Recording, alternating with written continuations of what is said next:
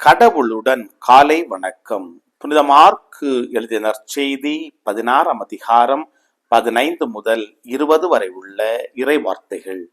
அக்காலத்தில் இயேசு 11 தோன்றி உலகெங்கும் சென்று படைப்பிற்கெல்லாம் நற்செய்தியை பறைசாற்றுங்கள், நம்பிக்கை கொண்டு திருமுழுக்கு பெறுவோர் மீட்பு பெறுவர், நம்பிக்கையற்றவரோ தண்டனை தீர்ப்பு பெறுவர், நம்பிக்கை கொண்டோர் பின்வரும் அரும் அடையாளங்களை செய்வர்.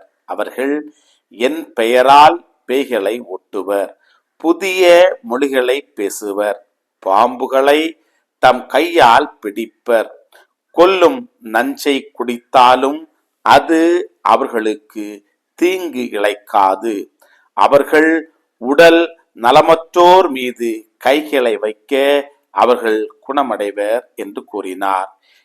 இவ்வாறு அவர்களோடு பேசிய பின்பு ஆண்டவர் இயேசு விண்ணேற் படைந்து கடவுளின் வலப்புறம் அமர்ந்தார். அவர்கள் புறப்பட்டு சென்று எங்கும் நற்செய்தியை பறைசாற்றினர். ஆண்டவரும் உடனிருந்து செயல்பட்டு நிகழ்ந்த அரும் அடையாளங்களால் அவர்களுடைய வார்த்தையை உறுதிப்படுத்தினார். கிறிஸ்துவின் நற்செய்தி.